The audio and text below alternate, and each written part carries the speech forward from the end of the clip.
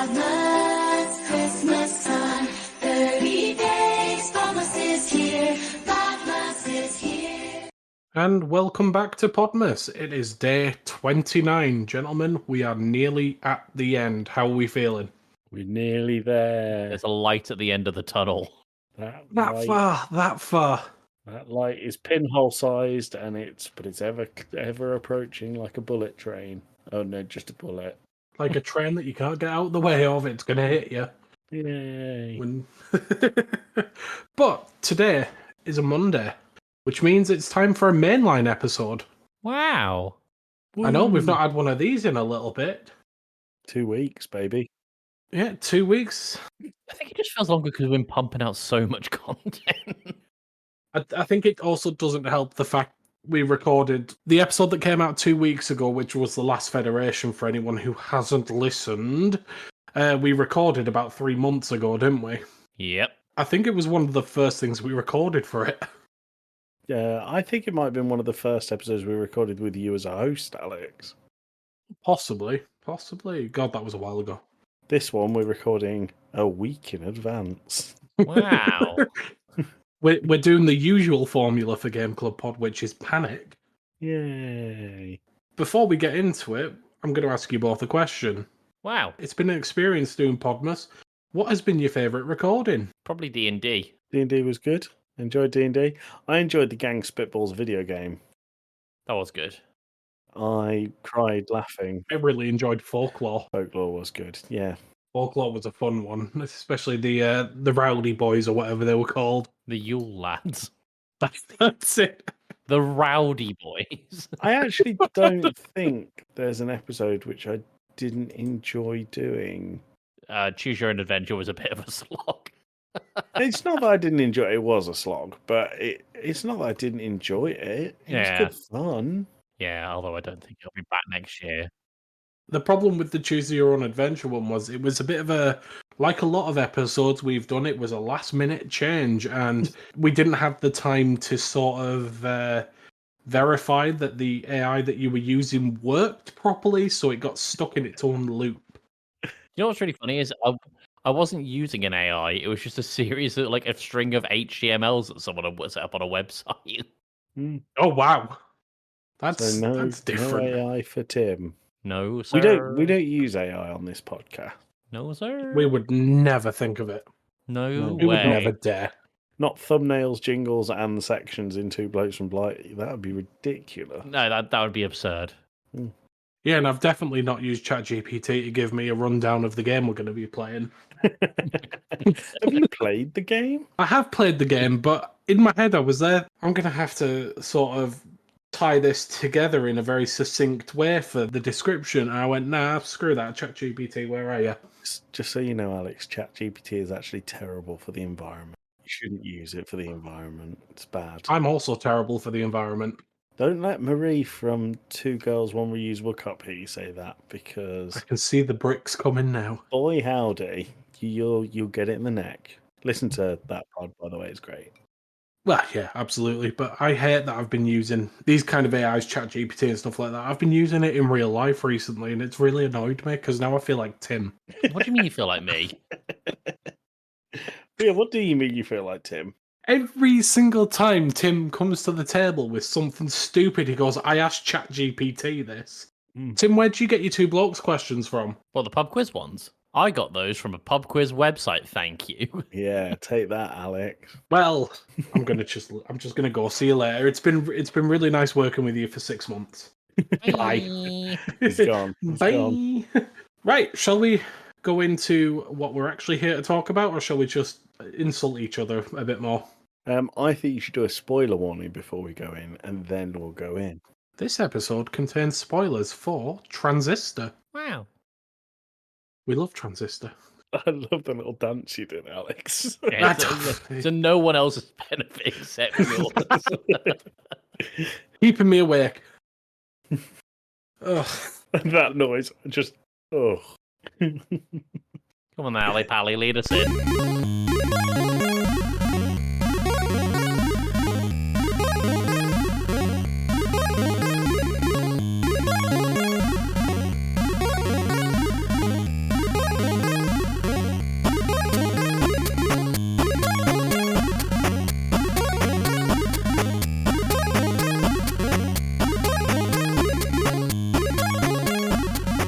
Welcome back, everyone.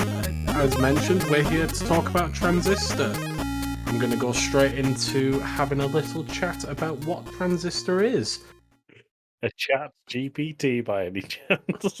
Well, maybe. I mean, it's fitting with the theme of the game, really. Okay. Transistor is a action role-playing game developed by Supergiant Games from 2014. I feel like Yeah, 2014. I was right. That's good. Well done. Great memory. I'm impressed with myself.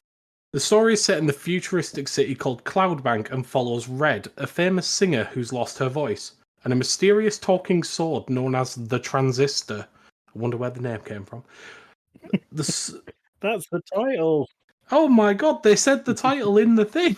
Oh, how do they do that? Wild. The sword houses the consciousness of a man who sacrificed himself to save Red. Together, they must unravel the mysteries of the process, a robotic force threatening the city, and confront a secretive group called the Camerata, who are behind the whole thing. The game blends real-time combat and tactical planning, allows players to plan their moves in advance while uncovering a deeply emotional narrative about identity, love, and loss. Ooh. This is a game that I've owned for a very long time and never got round to play, but the music sold it to me. I heard the soundtrack before I played the game, and that's why I wanted to play it now, because I'm using Game Club Pod as an excuse to play games that I've never made myself play. Nice. I probably should have said this at the front, and I will move it in the edit. So, Alex, remember to edit here, please. Yes, edit here. Or don't. That's fine. We also do that on It's also podcast. fun. Well, no, we've done the spoilers. Ignore me. I'm stupid. More I'm editing, very yeah. I'm very tired. Did you say the spoiler warning? You didn't also I did. introduce us. You should do it again. I don't need to introduce you. We know who you are. No one new is tuning in here, Tim. No, this is not the entry point, everyone. This ain't it, guys. No. Let's go to immediate thoughts with Joey. I don't know how I felt about this game. I think Okay. that there is a number of things that were really good. I thought the art style was quite cool. I thought that there was a clear inspiration from sort of early anime, which I could appreciate. It's not my thing, but there's clearly a lot of time and effort gone into making this look cool. Like you said, Alex, the soundtrack is great. I was constantly bothered by the fact that the sword looked incredibly blunt. I don't know why that bothered me so much, but there was no pointed tip on it, nor were the edges sharp, so I kept thinking, how is this killing anyone? And I thought the combat was the saving grace to start with, and I thought the way that you could sort of freeze time, plan out your moves, and then click a button, and then your character would do all of those moves in very quick succession. It's not a new thing. It's sort of a little bit super hot in the way that it's done. Which, looked really cool, but after the 10th time of doing it, I wanted to stop doing it because the novelty wore off quite quickly for me. I think that the regular enemies were quite boring, but the bosses brought this back in a big way for me. Did you guys both complete the game? I didn't complete it. Yes. Okay. Did you beat the spine? Yes, and I have actually finished the game before when I played Okay. this at uni, but I didn't play it. I didn't finish it this time. So the spine was my favourite boss because it was nothing like the rest of them. And I feel like each time you fought a boss, it brought in new mechanics. It had multiple health bars. There was a boss that had the same skills as you did and could freeze time and plan out like you do, which I thought was quite cool. But everything in between the bosses just felt like it was padding quite a lot. Appreciated the story. Appreciated the art. That's the best word for it. I appreciated this game. I wouldn't say that I had a riot with it. Those are my thoughts, Alex. Yeah, I do think you're right, especially about the enemy variation. I think there was maybe, outside of bosses, there was maybe 5 variations. Four You or had Weed, five. Snapshot, Clucker, you had the dog. The dog one. And that was the dog one, yeah, Luna, and I think that was about it. Oh. Yeah. Tim, I mean, so I was made aware of this game when I was at university. I don't think it had come out yet when I was made aware, but it was on my radar because Supergiant make Bastion, and I really like Bastion. I thought it was fucking sick, so I was like, great, more from these guys, love that. And I got it, and at uni, I can remember really, really, really enjoying the game. I thought the art direction was cool. I thought the combat was really neat. And I thought that the plot was interesting. I really liked the weapon, which to me looked more like a USB stick, which I think was more of the design direction they were going for. And then I didn't play it again for a very long time until this podcast, where I still think it looks cool. I still think the combat is really fun, especially when you get to the point of mixing your enhancements, your abilities together. So it's got this really cool branching weapons system or branching ability system where you can have essentially like a base ability, and then you can put another ability that you've unlocked onto that base ability to give the base ability a new modifier.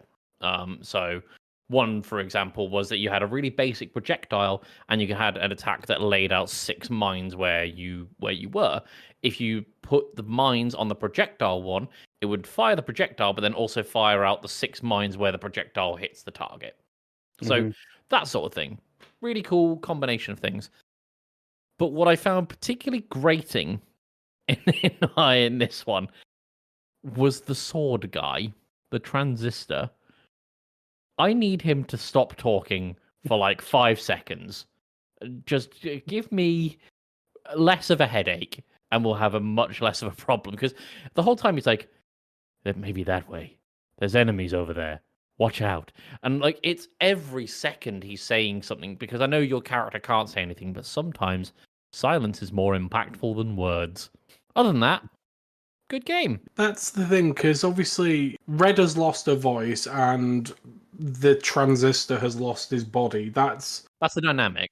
That's the dynamic. That's what they're going for. And sometimes he says very important, some very poignant things, but other times you think, just be quiet. I know what direction I'm going. The bit that really got on me was when you're in Cloudbank or Fairbank, wherever you are at the time when the spine is floating about. For some reason, it's never fully explained, but for some reason, the Transistor gets a little bit sort of dumb, for lack of a better word. He starts losing his mental cognition a bit, and he just starts going, what, never mind. It's like, just leave me alone. Let me kill the things.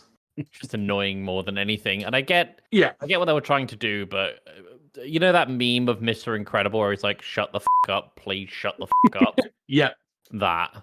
We got so far into this episode without a swear, Tim, and now you've ruined it. Well, sorry. Ruined it. I didn't realise that this developer also made Hades, and I should have worked that out by the art style. And Hades is a great game. Bastion's a great game. This, I would say, is a good game, but I don't know if it's a great game. Do you know what? There was one other thing that I wanted to comment on that irritated me a bit about this. Because the camera angle was how this developer seems to like it, at sort of above and 45 degrees down on the isometric view. And I think they did it for impact, but sometimes the buildings in the foreground don't go invisible. So there was battle sequences where buildings were blocking your vision. Yeah, pretty common occurrence, Really actually. annoying. Yeah, I found that really irritating. Yeah. Yeah, funny that you mentioned Bastion and Hades, because obviously they're all made by Supergiant Games. They also have the same music composer, Darren Korb. I thought I'd played Bastion. I haven't. What's the one I'm thinking of where you can play as the boy who can rewind time? That is because you're chasing after this girl, and it's a whole allegory for nukes, whatever it is. Yeah, it looks like you're trying to save her throughout the whole thing, but she's running away from you. Rewind That's time. what I thought Bastion was, but I haven't played Bastion. Braid is what you're thinking of. Braid. Yeah, it starts with a B, so it's the same game. Yeah, same game. That's exactly how it works. I'm just looking at the reception that it's received in terms of scoring. So Metacritic's put it, PS4 got 83%, PC got 83%, iOS got 93%, and then something called Wow. NS got 86. Nintendo Switch? Wait, Nintendo Yeah, Switch, I'm probably. thinking. Maybe, yeah. Do you know what I did read about this game, which was very cool? Is if you played it on the PlayStation 4, you know the controller had a microphone in it. The Yeah. sword's Mhm. voice would come out of the microphone on the controller. Well, that'd be cool. That would be cool. Sorry, Alex, I interrupted you there. Don't know if I feel like that'd get more great and just hearing that all the time coming out of a low quality microphone. Well, the other thing that I thought about that is when I used to have a PlayStation 4, well, I have a PlayStation 4, but I don't use it. When I first got it, I didn't realize that microphone, that speaker, sorry, was independent of the rest of the game's volume.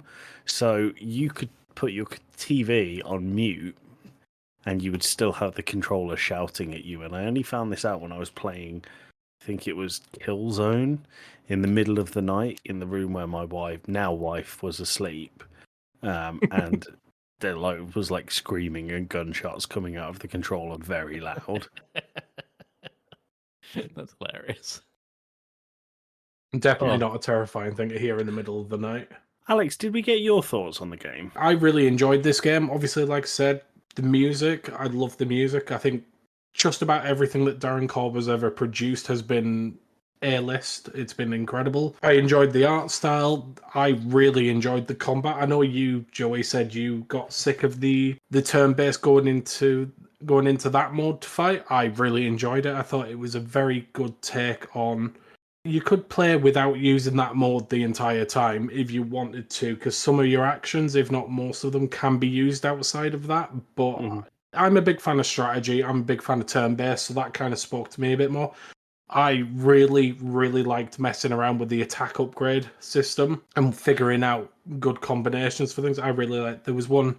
You have a sort of a dash move that if you combine that with the long range projectile, you now dash further and do damage on the way. And I think just finding stuff out like that was very, very fun.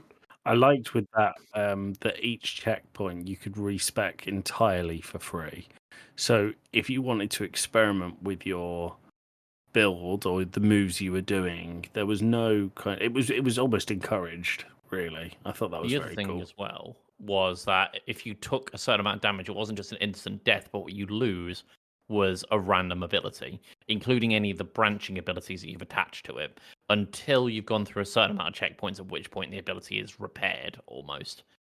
So it forced true. experimentation on you.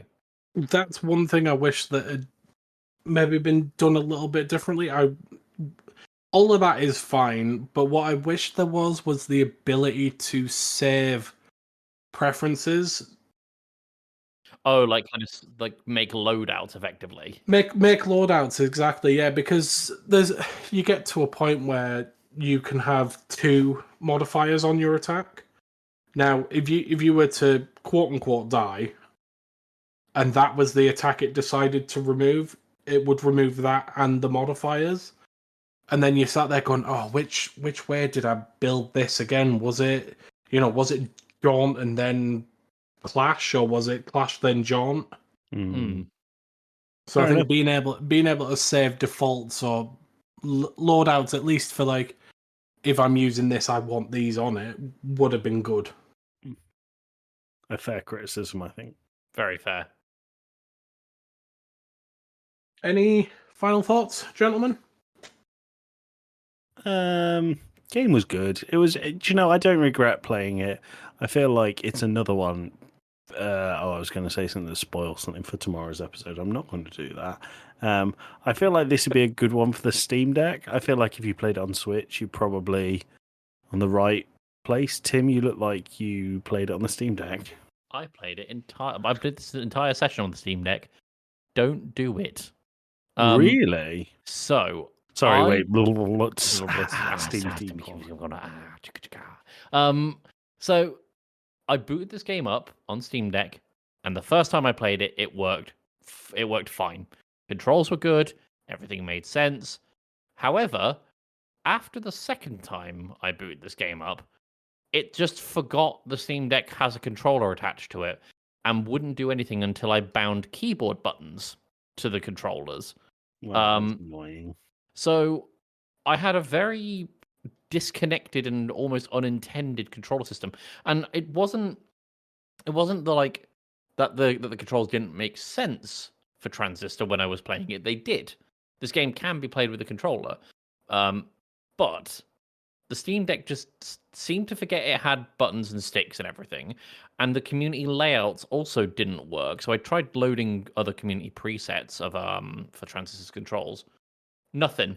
But I had to play this basically with the program Joy2Key enabled, if anyone remembers that. No. What is that? Joy2Key I was a do. program that allowed you to map keyboard buttons to a controller. That was how I played Transistor this time around. Maybe that hindered my experience. I don't know. I don't think it did. But it was. Don't do it on the Steam Deck. It doesn't work. Is what I've got from this. It does not claim to be Steam Deck. Oh, it does. Steam It Deck compatibility does claim it. verified. Let me So- tell you, it don't. It don't. It don't. But yeah, the other thing we normally do. This game is tiny.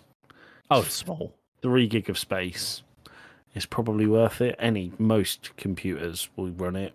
The processor minimum is a dual core CPU, which in 2024, I would imagine that you probably have. You could probably This is a- do it mentally, to be honest. It's a smart fridge game. Yeah, nice. Played it on the smart fridge. Yeah. Nice. Right, let's go to scores and recommends then.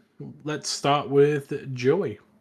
I think it's probably worth a recommend. It's short. Did we say that the campaign is about 5 to 6 hours? Yeah. I would recommend it if it's on sale, like it is now. At the moment, for context, it's £3.35 on Steam. Just call it $5. And I think at that price, probably recommend it. There is enough going for it to say, yeah, you should try it out. I'd give it a 6.5 out of 10, maybe. No, let's say a 7 out of 10. Yeah, I think that's the thing as well. This is one of those games that's always on sale and it's always in humble bundles. So you're going to be able to pick it up dirt cheap somewhere at some point. Tim? Yeah, I mean, I said it earlier. I like Supergiant's games a lot. They made Hades, they made Bastion, both great games. And while I think this is a good game, I don't know if I could call it great. It got a little repetitive. It got a little samey, which is the definition of repetitive for those who don't know. Tim, was that you saying the same thing about the word samey? Yes. So I would probably give it a 7. Yeah. Because the issues that I had with the Steam Deck aren't necessarily reflective of the game. I feel like that's more about the game's support. If you're playing this on mouse and keyboard and probably at a controller plugged into a computer, you will most likely be fine and maybe have a good time. For the Steam Deck users, just don't do it. Thanks. That's all I have on it. 7 out of 10. Yeah, it's good, not great. And so you recommend it, yeah? Yeah, I'd recommend it. Just not on Steam Deck. Yeah, correct. Alex, what are your thoughts? I really like this game. I really like the music. I like the art style. I like the combat system. One of the reasons I picked it, I vaguely remember playing a little bit of it back in university and really enjoying it, and I wanted to have be forced to play it, because if I left it to my own devices, I probably wouldn't have done. I enjoyed it. I would recommend it. I think the story's compelling enough to keep you going if you don't like the gameplay mechanics, and vice versa. If you don't like the story, the gameplay mechanics are interesting enough. I would recommend it, and I'm giving it an 8. An 8? Which gives it a... Let me hit... And that gives us an average of 7.3 recurring. Wow, how many threes Which- is that, Alex? That is a you recurring count number them? of threes. Can you count them off, please? Yeah, 1, 2, 3, 4, 5, 6, 7, 8. It's lots, Tim. It's lots I and want lots and lots of specifics, threes. It is 3,972 threes. It's not recurring then, is it? Shut your face. Such a twat. I am so glad Podmas is nearly over. And speaking of Podmas, tomorrow's episode is going to be another pilot, but you're going to have to tune in tomorrow to find out what it is. Wow, Joey, what are we doing next time on mainline episodes? I should know this, shouldn't I? Oh, hold on. Next time, he seamlessly said, will be our first episode in January. And we're going to play a game that's been out for a while. Going to play a game that I played years ago and probably need to play again. We're going to play Dying Light. Wow, That'd be fun. Parkour and zombies. What more could you want? pretty cool concept. It's a There you good go. concept. We like it. Thank you for stopping by. Do we want to tell them what the thing tomorrow is called, or are we just leaving No. it? Nah, No, we'll leave it. No. Right, well, I wanted to. Alex doesn't think as much of you as I do, so there you go. All right, It's called anticipation. You've got to get them coming back for that's more. not the name of the show, We're leaving it- Alex. We're leaving a cliffhanger. God, you're such a showman. I love it. All right, well, thanks for hanging out, everyone. See you. Yeah, cheers, guys. Tomorrow for Podmas in 2 weeks for the next mainline. Many thanks. Bye. Woo! Publish jingle Bye. time. It's Podmas Christmas time. 30 days, Podmas is here. Podmas is here. Just think, we're never going to have to hear that again after tomorrow. I know.